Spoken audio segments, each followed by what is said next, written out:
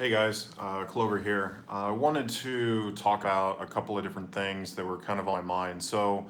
I guess some things that like I get into, I still maybe it takes I'm not seeing some things sometimes from like an outsider's perspective. I'm trying to kind of see things from other people's perspective or point of view. However, sometimes like I guess I don't realize sometimes that people don't have access to certain things. I've recently been working with some people to do some kind of more educational things on like doing tutorial videos on like MetaMask, ERC20 contracts, some different newer technologies that some of these developing countries don't necessarily have full access to or whatnot. So I'm working with someone in the Philippines, and I just realized that she doesn't have a computer. She doesn't have the ability to download MetaMask. She doesn't have the ability to kind of interact with some of the smart contracts in the same way. She doesn't even really have the ability to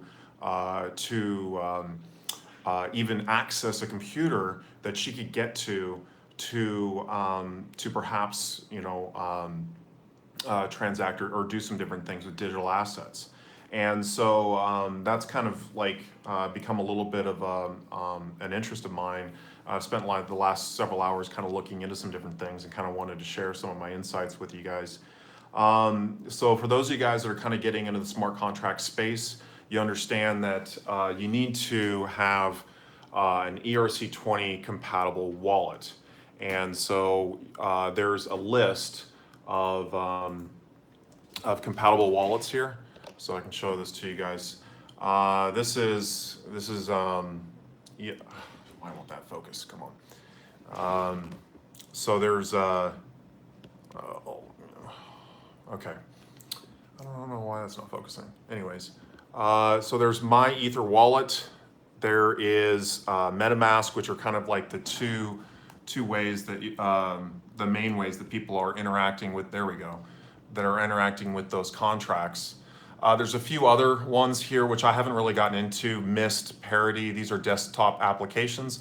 And then there's several that are actually programmed for the iPhone and the Android. So there's Trust, there's Cipher, there's a few of these. And so I've gotten into these and I'm kind of looking into them a little bit. And I think what I might do is try to set this up on my own on some of these, on like a phone, and just kind of trying to kind of walk through that process. So it's still a little bit new for me, but what I'm trying to do is actually think about some of these different things in terms of how people are going to be interacting with these smart contracts, because for a lot of people this is it's very foreign to them, and if they don't even have something like a like a computer really to kind of have a lot of this stuff localized for them, it can be a little bit difficult for them to interact with these smart contracts. So I'm gonna be going to the Philippines here in a week, and I'm trying to set this thing up.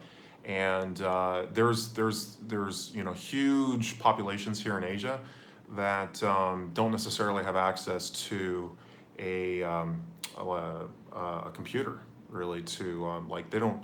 It's in America we're kind of used to, even if you don't have a computer, you can go into like a local library, and you can kind of interact with a computer there, at least a decent computer that is going to work pretty well.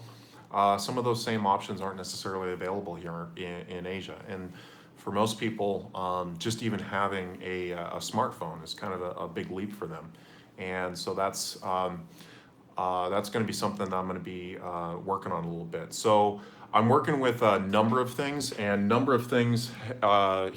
we've got a script here, and so we're kind of working on this script. So I'll kind of show this to you guys real quick. So we got a script, and I was kind of going through this, and I was wanting to get this translated into a number of different languages. However, some of this stuff is focused on MetaMask. It's an extension. This is what we're going to be doing as far as the main way to interact with these contracts. However, we need to take into consideration that not everyone has access to a computer to be able to install MetaMask.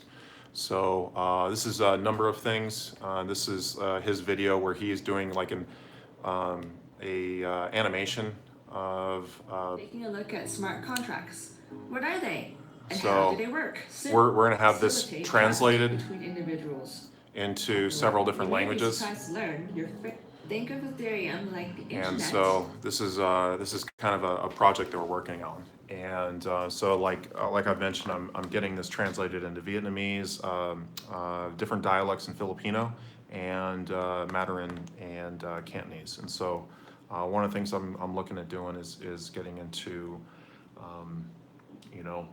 trying to simplify the process so that we can kind of make the educational process very streamlined in terms of letting people understand, how they can still kind of interact and transact in these digital assets on something like their smartphone.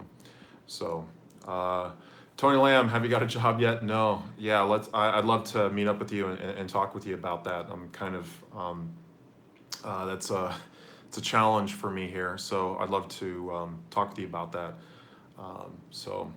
Yeah, I just bought some Dropil as well. So I picked some up on IDAX. I was having problems on IDEX. So on IDAX, I was able to pick some up. So I'm gonna probably do tomorrow's video on Dropil, and I've just been kind of waiting to get an order at a decent price point. So that's kind of another thing is like, with some of these exchanges, you can't really interact with the exchanges necessarily on your phone. So there might be some ways to kind of do that. And so I'm interested if you guys have some feedback, you guys are kind of interested in this topic and have some suggestions, I'd welcome some of that. I think that there's going to be some applications and some different ways of interacting with digital currencies via your phone, and not necessarily like I'm on an iPhone X, and the reason I want to have a really good camera and whatnot. Most of the people that I've met here in Vietnam, like an iPhone X is just it's really out of their budget. It's not something that they can really afford. A lot of them, when they're going to pick up a phone, they're getting an older model phone. If you go to some of the phone stores here, maybe I can do a video on that here in the future, where I can show you guys what some of the local phone stores are like here. But you're getting a phone that's like a little bit of a later model, and there might be some issues with that. It might not be the fastest phone. It may have, it may have some issues with not being able to handle some of the latest applications, or there might be some compatibility issues. I know I've experienced that. Like a lot of the developers that are programming a lot of these applications and whatnot, they typically stop supporting some of the older model phones because people are kind of moving to these newer generation models, and so they're just choosing not to support those. However, when these phones are kind of hitting some of the developing worlds, this is what they're using, and it needs to be something that's simple. So curious to know if an iPhone X costs as much over there in USD. So I lost my phone about 3 weeks ago. Like that was a huge hit. Like it was a $1,400 phone in the US. I would say prices are fairly comparable. I was lucky. I actually picked, this is a used iPhone X. So I figured, if at least this way, I'm using my phone so much, there might be a way to, like if I lose my phone, if I'm doing something stupid with, like yesterday I was on my motorbike with my phone, so if I drop it or something like that. But yeah, that's kind of what I'm doing, is I just trying to lower the cost there, just in case like I need to upgrade my phone, or or I damage it or lose it, or something of that nature. But well, it's not the phone, it's the OS version on them. Yeah, that may very well be an issue. So I'm working with Cipher and Trust Wallet.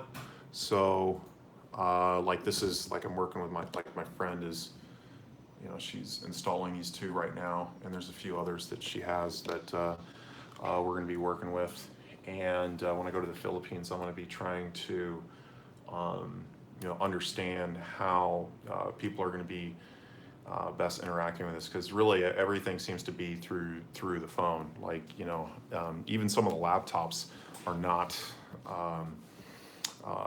like some of my friends here in Vietnam, like they have a laptop, but it's a very older generation, and they're still, not everyone, but some of the people that I've met, they're still a little bit behind the technological curve. Like, I've met, one of the ladies that I'm working with. Like I was just, thinking that, that she knew, some of the basics about like email and whatnot. And I found out that, she's only like, we got into her email account. She's only sent like 5 emails. And like even just something as simple as like sending an email was a little bit confusing for her. And that was just kind of, it was a little bit mind-boggling, for me at first. Like I thought she was, pranking me or like messing with me or something. But it really was like something that was just that it's a little bit of a different kind of mentality and concept. Like I'm sitting here in like a trader setup with, 4 screens, laptop. I'm very, tech savvy. I don't know of anyone here in Vietnam that has a setup like this or is into technology like this. So they see me as someone that's kind of like the expert, in some of these fields. And while I have a pretty good experience and I know quite a bit, I don't know everything. And sometimes I kind of fail to realize that some of the people here are just interacting with this a little bit different. What do you have, Austin? Is this something you can share on here? Cipher easier to connect with MetaMask than Trust Wallet. Okay, that's good to know. Thank you for that, Gandhi. I'm still new to both of them, so I'm going to be kind of learning on the go. Yeah, how's it going over there? I'm hearing there's some protest against China. Yeah, like it's there's some. That's actually been pretty big in the news. Like there's been a lot of just kind of crazy protests here in Vietnam, in a few different neighborhoods, protesting, I guess, like Chinese developments, and kind of economics. And it's just, China is just a huge market, and they've been taking over in different parts of Asia, just coming in and just buying up everything. Like a lot of these kind of newer developments are funded by Chinese companies, and so there's been some huge protests about that. The big thing, there was actually an American that was apparently locked up right now in jail because he got involved with the protests. And he looks like a Vietnamese American, but he was born an American, or born in America. So we'll see how that goes. But that was actually a big trending topic on Facebook. China bought Sri Lanka recently, the whole place. MBot's going to be here very, very soon. Okay, I know they were doing the beta testing, so that must have gone pretty well. So that's really good to hear. Awesome. Okay. Appreciate that update. What's going on, Tony?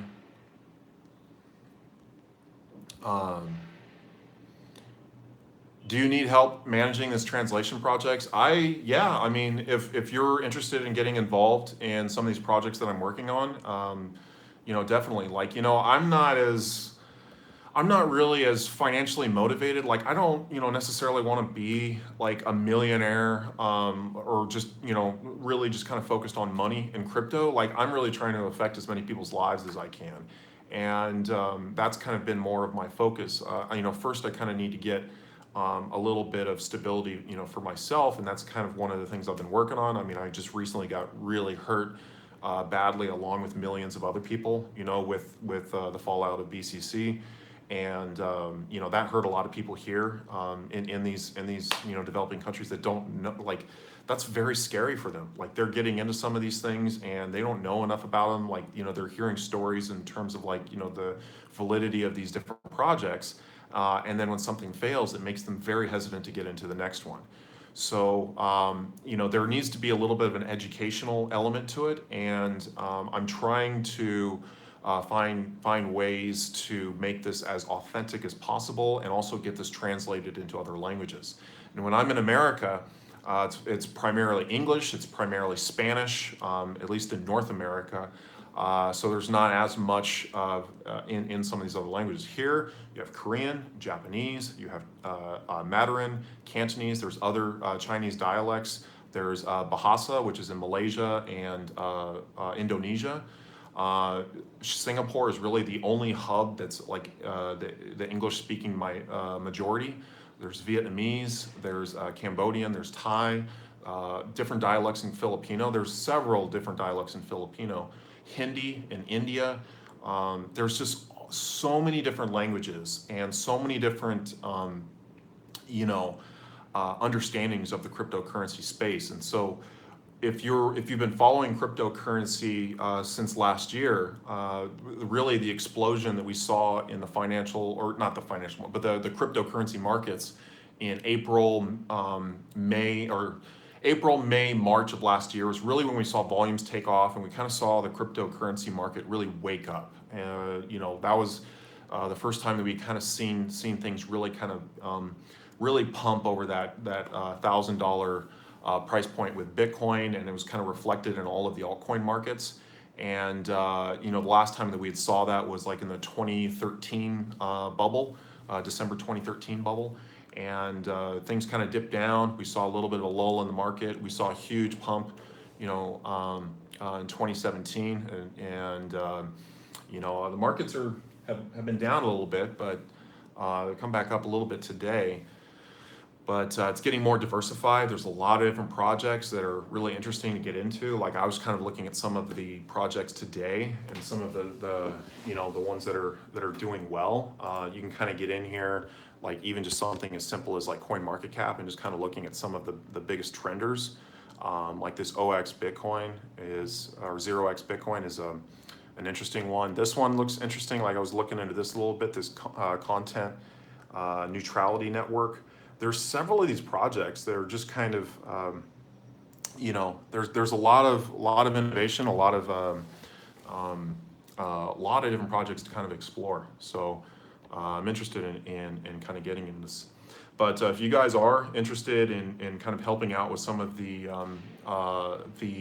projects that I'm getting in to kind of get some of these elementary things kind of translated in other languages, I'm getting some help from some other people. So like I mentioned, some people have some really good skills. So Number of Things is really, has a really good niche on kind of the animation and the like the 3D modeling. And so like that can be good because I can get like transcripts translated into other languages. Sometimes there's, like I'm doing it with some ladies. They can be a little bit shy. Maybe they don't necessarily want to be on camera. And so that kind of like, I can do it in a manner where we're just taking, the translations, applying that to like a anime, non kind of personal, way. So they're kind of disconnected. You even see this in America. Like there's a lot of people that are getting into crypto in America that don't want to show their face and don't want to be associated with it because of potential repercussions or people like coming down on them. Some people that have been pretty big in the cryptocurrency space have taken a lot of heat and taken a lot of negativity because of that. So, which is unfortunate. I've been critical of some of the people that have been critical of those people. And so, I think I just want to try to see if I can remain positive and focus on some of the things that I do have some control over. So, but that's one of the things I'm kind of looking to do here. So I've got some networks of some people that are very helpful here in Vietnam, and I'm looking to to kind of work with some people and really kind of develop something that's going to be really good for the cryptocurrency space. So if you guys want to get involved, more than happy to work with you guys.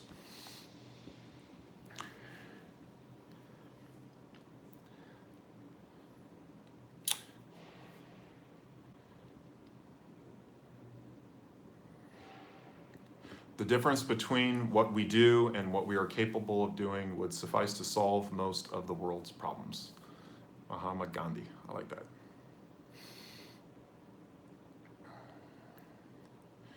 Would you rather have $2 million or help 2 million people?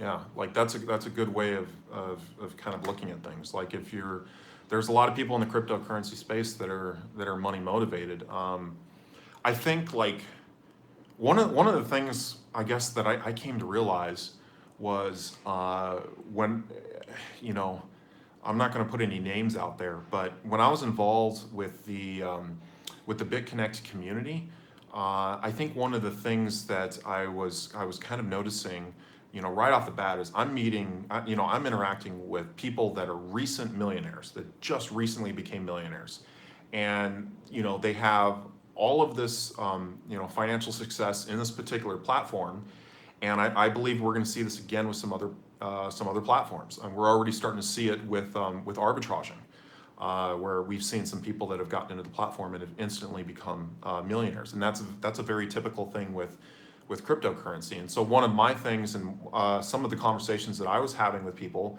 was, okay, like, you know, you've made your money, you know, what is it that you're going to be planning on doing with that money? Like, you know, what is it you want? And so like I was pretty critical of the U.S. national promoter because of what he was basically doing and how he was marketing things and how BitConnect was kind of supporting that. And I was very against some of those things. If you saw the BitConnect annual ceremony, I mean, they're essentially giving out, you know, $500,000 cars to millionaires. And it was really, you know, kind of disgusting to me. And you know, part of that though was kind of a cultural thing. I mean, they say like kind of here in Asia, there's a little bit of a different mentality in terms of like showing money and showing financial wealth and success, and that really helps to kind of grow some of these platforms. Whereas that can kind of take a little bit of a negative connotation in a place that's maybe a little bit more critical in a place like America. Like I think there's a lot of good people in America that are trying to do the right thing and are getting involved in very, very good projects that aren't necessarily, you know, have the same kind of financial motivation. So, but that's been my motivation. It's something I'd like to kind of get into. I'd like to try to see if I can use some of the resources that I have to help kind of grow people's understanding of cryptocurrency, like understanding how they can get in and, you know, create a little bit of financial success, you know, small little financial successes. Because I mean, I tell you what, like being here in Vietnam, this is a third world country. It's a very poor country. People, I've been talking like I'm having struggling, you know, to get a bank account. Like I've had people that were, you know, like if you were to get a job here, like as a teacher, or you know, even just like a pretty reputable, you know, position or job per se, it doesn't pay much. Like, you know, I know the woman that I'm working with, you know, that's doing, you know, helping me out with some of the cryptocurrency ventures I'm doing here in Vietnam. Like she's in kind of basically the nursing field, and like her pay is just ridiculously low. Like when I kind of heard some of that stuff, I was really, really amazed and surprised. So, you know, it's, you know, but you know, human labor is very cheap out here. But if you're interested in improving your life, you're interested in improving other people's lives, there's a lot of opportunity to do that. And so I'm trying to, you know, trying to basically set myself up to kind of do that in the right way.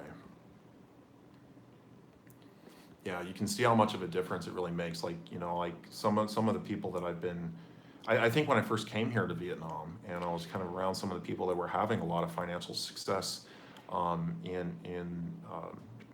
BCC, and like it was you know, it was pretty eye-opening to me. Like it completely transformed their lives, and then subsequently, you know, unfortunately in January, it had you know, the opposite effect. You know, some people made it out better than others. And I think there's still a lot of people that are hurting from that.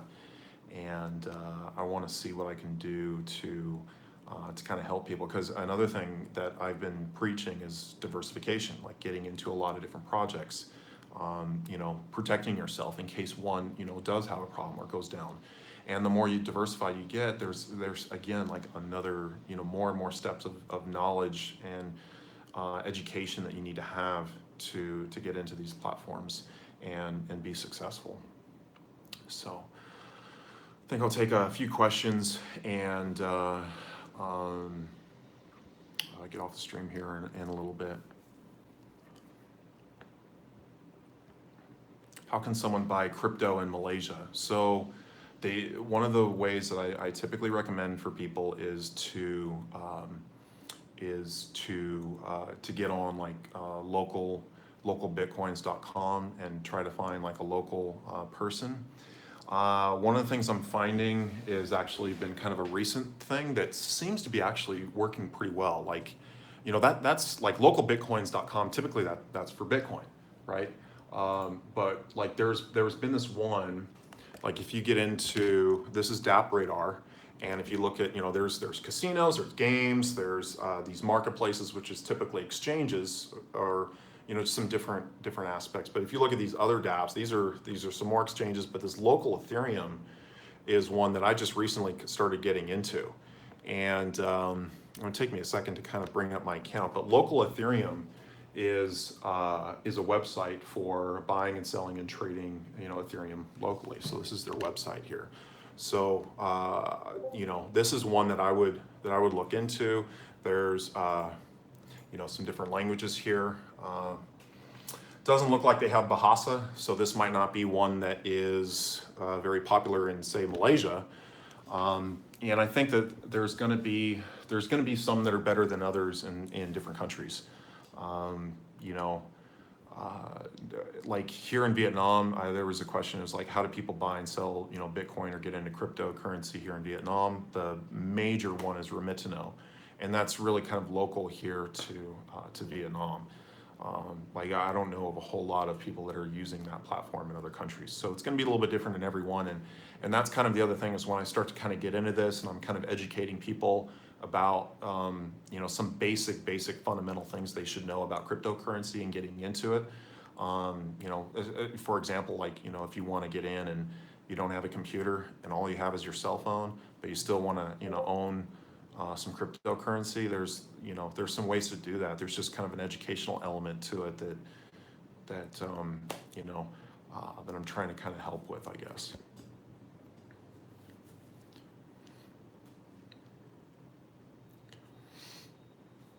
Yeah, but I'm not in India here. Like $5 in the US ain't gonna get you far, but you know, that'll you know, $5 could feed 100 people in India. You know, I was you know, there's like I was mentioning New York Nomad, who's a YouTuber that is here in Vietnam, is an English teacher, and he just posted something the other day. Is like, you know, what you know, $10 in food buys you in Dalat, Vietnam, because he's out there exploring and kind of vacationing right now, and he's just got like this, you know, massive table of food, you know, there. So yeah, I mean, it's you know, like there's the street food culture here, which, you know, maybe if you're you know, it might not appeal to someone that's used to, you know, eating in a restaurant and then that have, you know, certain health, you know, standards and regulations or whatnot. But you know, for the most part, things are even in these street vendors. Like if you're a prominent street vendor, like they, you know, they do their best to try to keep it as clean as they can. So.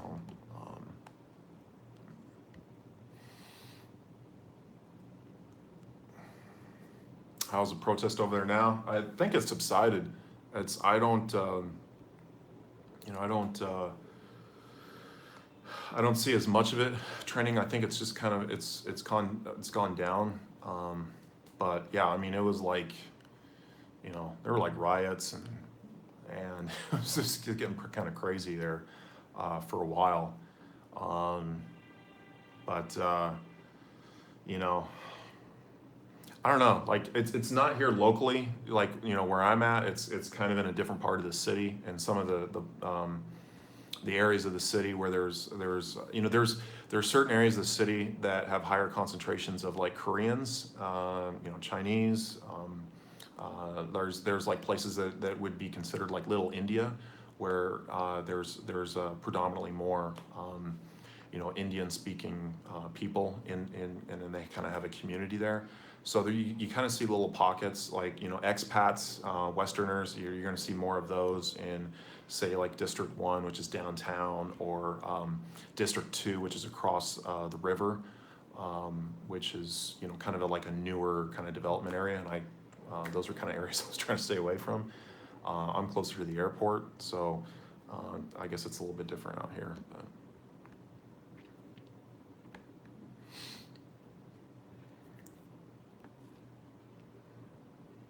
I hear you, but all the crypto investors are doing it for them, not others. Yeah, there's certainly an element of that. Like I think, you know, that was again kind of getting back to my point where I was like, you know, once you kind of get to a certain level of financial success and you have a certain level of financial freedom, I think that's where I start asking some of the bigger questions, like, you know, what, you know, you know, are like now that you have this, you know,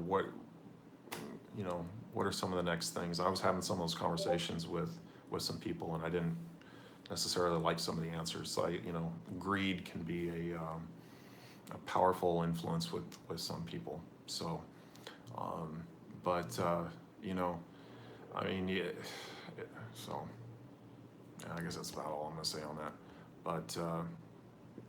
But anyways, all right. I think that's, I'm gonna call that a stream. So tomorrow I'm gonna be doing, now that I've got some Dropil to work with, I'm gonna be playing around with the platform. I'm gonna give a little bit of a tutorial on that. I've been trying to buy some Dropil for a while here. So, but that's another platform that's gonna give a little bit of diversification for arbitraging. So.